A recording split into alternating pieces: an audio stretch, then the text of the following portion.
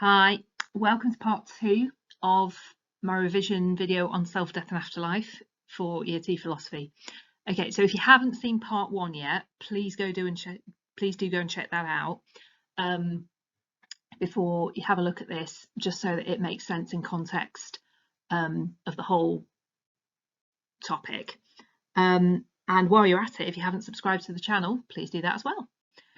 Okay, so this is going to be on the body and soul relationship. So again, a couple of questions that might come up. Examine why there are different understandings of the body and soul relationship. That's a straightforward question as long as you clock the word why, because that will require you to answer it slightly differently than if it was just examine different understandings. And then there is no relationship between bodies and souls, evaluate this claim. So you can see what I mean about the questions are quite broad. They're not going to be very, very specific. And like I said in part 1, the only scholar that can appear in questions for the whole of this topic is René Descartes. So make sure that you're really clear on his views. I go through them in quite some depth in the other video. Other than that, you can't be required to talk about any of the other scholars, but obviously it's a good idea if you can in your answers, because it will help you get to those higher levels. Okay, so again, back to Descartes, thinking about the body and soul relationship. Descartes, having established this idea of dualism, the next step is think about, okay, how does that relationship actually work? What is the relationship between the body and the soul? So Descartes argued for something which we can call interactionism. And it's called that because he thought that the body and soul interacted with each other and were connected, but then upon death, that connection would be severed and broken, and the soul would be able to leave the body and the body would just die. So Descartes thought that the body and soul were two different kinds of stuff that interacted with each other, and he thought the point of this interaction, the point in the body where it happened, was in what's called the pineal gland in the brain. Now he chose that because at the time it was not known what that did. But there's a problem now, because firstly, we do now know what the pineal gland does, and I can't remember what it does, but it's not provide the connection between the body and the soul. And even in Descartes' time, there was no evidence that a gland in the brain could provide the kind of contact point for the body and the soul to interact with each other. So that almost is a bigger problem than the fact that we now know what the pineal gland does. Because even if he was right, and he isn't right, but even if he was, knowing where the connection took place wouldn't tell us anything about the nature of the connection. It wouldn't really tell us anything about how bodies and souls are different and how they work together and how that relationship actually happens. So there's a lot of problems with Descartes' thinking here. Doesn't mean that it's not worth talking about, because by figuring out what doesn't work, we can start, philosophically at least, to move towards what might work. Okay, so another big school of thought on the body and soul relationship is a more modern take, and this comes from materialism and physicalism. Materialism and physicalism are very similar, but physicalism is more to do with just expressing things in physical terms. So in this understanding, there is no soul, because all that is real is matter, physical stuff. So this completely rejects Descartes' view that we are two different kinds of stuff, bodies and souls. This says, no, we are one kind of stuff only. We are just physical. And there's a quote from Richard Dawkins, which he wrote in his book River Out of Eden, which is one of his older books. He said, life is just bytes and bytes and bytes of digital information.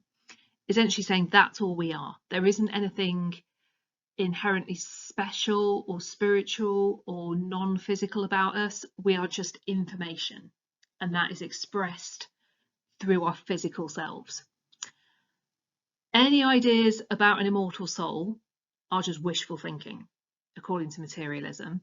We may feel that we've got an immortal soul. We may want to have an immortal soul. That doesn't make it true. In the thinking of these guys, nothing can be separate from the brain because the brain does everything. It's a bit like a computer in that it processes information and generates responses.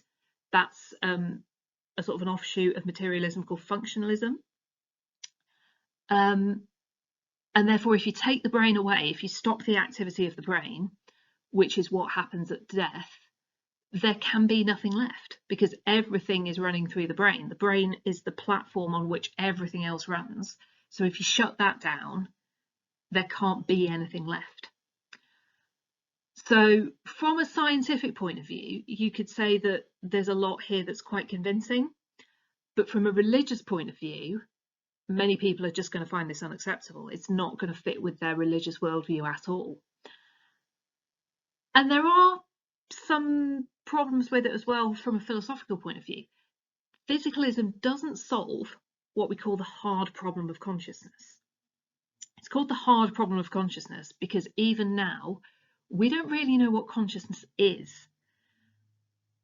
It's all very well saying it comes from the brain, and we can be fairly sure that it does come from the brain. But why can't we really say what it is? And at this point, I want to talk about something called qualia. So qualia are these sensations that are completely subjective to you.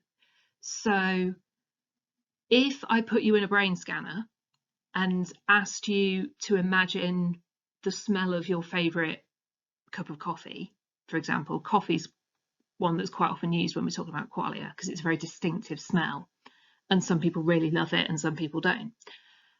If I put you in a brain scanner and asked you to imagine smelling coffee, I could probably see on the brain scanner that areas of your brain would be lighting up. So I'd know there was brain activity, but that wouldn't tell me anything at all about what it's like for you to think about smelling coffee, because that's a completely unique subjective experience. We can't explain that in physicalist terms. Physicalism doesn't go that far. That's a limit on it. So the hard problem of consciousness isn't really solved by saying, oh, it's all just physical manifestations in the brain. It doesn't get us all the way there to understanding the true relationship between the body and the mind, or if you like, the body and the soul. So we've got a third possibility, which is maybe a bit of a compromise, dual aspect monism. Now, just to be clear, it's got the word dual in it, but it isn't dualism. It's still monism. It's still claiming there's only one entity. But the difference between this and physicalism is it's saying that the mind and the brain are two aspects of the same thing, which is why we experience them as different. So to break that down, we can talk about the brain as physical. So if you took somebody's brain out, you would be able to see what it would look like. And it's kind of a big blob of pink or grey stuff. Most of what the mind does isn't physical. So you can't see that. That's not visible in the kind of blob of the brain. And consciousness is highly subjective. This is what I'm talking about with qualia. The ultimate expression of qualia, you might say, is pain, because we all understand the concept of pain, but you can't replicate your pain for somebody else.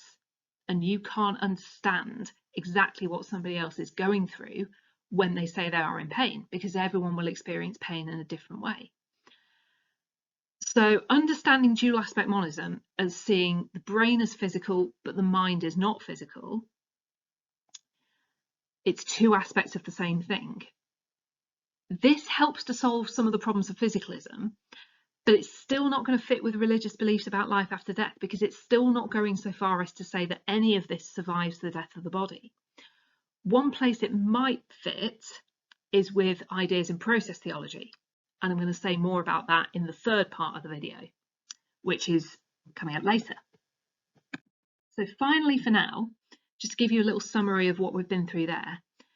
Dualism says that the body and soul are separate but work together, but there's big problems with that because we can't really show that that is the case in any way, and we know that Descartes was wrong in his view about how it happened.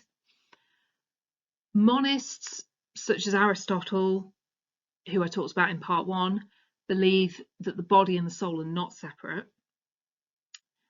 So the body and soul still both exist, but not separately, and the soul doesn't survive the death of the body. Physicalism holds that there is no soul, we're just matter, but then why do we experience ourselves in more of a dualist way? So dual aspect monism is trying to answer that question. It's trying to understand a difference between the physical nature of the brain and the non-physical nature of the mind. Still not saying they're two different things. They're the same thing that we can understand in two ways. Okay, so that'll do it for that part. Check out part 1 and part 3, and happy revision. See you soon.